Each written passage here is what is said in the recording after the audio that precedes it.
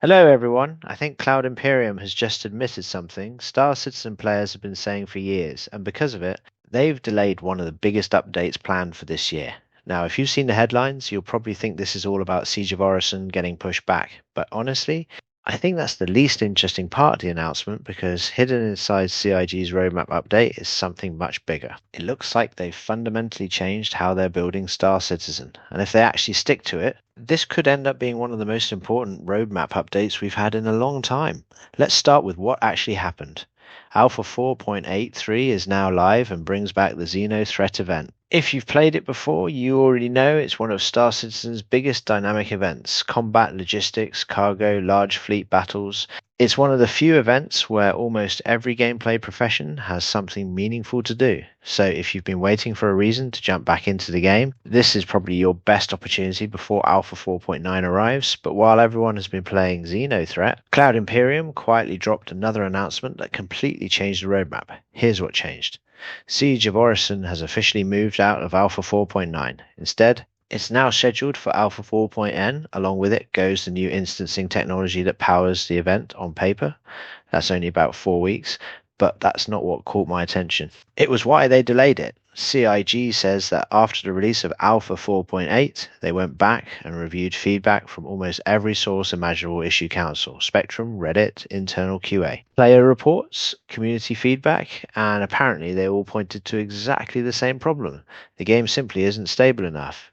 Not because of one massive bug, but because dozens of core systems still fail too often. Freight elevators, ship retrieval, air traffic control, mission spawning, inventory, quantum routing, docking server performance, login problems, the list goes on. And here's the interesting part. For years, players have joked that Star Citizen fixes one bug while creating three more. CIG actually addressed that. They admitted something that's surprisingly honest. They said many of their previous fixes were solving symptoms instead of fixing the underlying causes.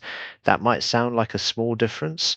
It isn't. Imagine your car keeps overheating. You could keep topping up the coolant every few days, or you could replace the broken water pump. One keeps the symptoms under control. The other actually fixes the problem. According to CIG, that's now how they're approaching Star Citizen. Less time putting out fires, more time finding out why the fires keep starting. Honestly, that's exactly what many players have been asking for. Now, there is a downside because engineering time isn't unlimited. Every developer fixing back-end systems is a developer not building new content. That's why Siege of Orison moved. Not because the event itself wasn't ready, but because the technology underneath it still needs work. Specifically, the new instancing system. If you followed the recent tech preview builds, that probably won't come as a huge surprise. Instancing touches almost every back-end service in the game. It's one of the biggest technical additions Star Citizen has attempted. If it launches broken, it could affect far more than just one event, so delaying it by a few weeks actually makes sense. Now, here's where I think people are missing the bigger picture. Most discussions online are about what got delayed. Very few people are talking about what didn't. Alpha 4.9 still brings quite a lot. The new support, the miner's mission chain, arrives with Rico Battaglia in Levski. Mining, salvage, recovery, and reputation progression all get expanded. The Valakar receives AI improvements with smarter movement and attack behavior. Combat gets new hit markers. Ship flyby audio has been rebuilt. New weapons arrive, new combat clothing arrives, and a long list of stability improvements are still planned. In other words, Alpha 4.9 hasn't become an empty patch.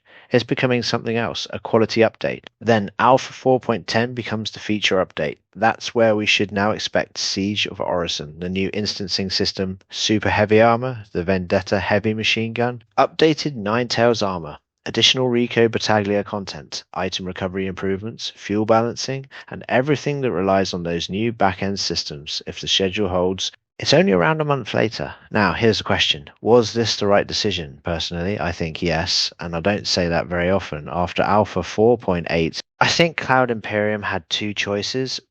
Push ahead with another massive feature patch, or stop, take the criticism, and finally deal with the foundations. Neither option makes everyone happy, but only one of them has a chance of improving the game long term.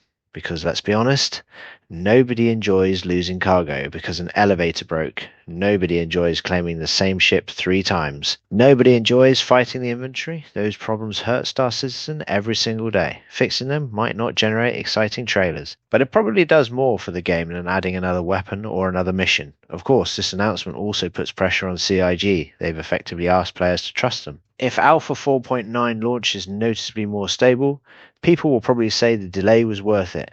If those same bugs are still there, then players are going to ask why Siege of Orison was delayed in the first place. So this update has become more than just another roadmap shuffle, it's now a test. If they can't, then we're probably having the same conversation again in another few months. For me, that's the real story. Not the delay, not the roadmap, not even Siege of Orison. It's that Cloud Imperium appears to have changed priorities. They're betting that making Star Citizen more reliable today will make every update after it better. Whether that gamble pays off, we'll find out when Alpha 4.9 arrives. But I have to admit, this is one of the first roadmap updates in quite a while where I'm actually more interested in the bug fixes than the new features. Let me know what you think. Would you rather get new content sooner or wait another month if it means a noticeably more stable game? Thanks for watching, drop a like and subscribe, and I will see you in the verse.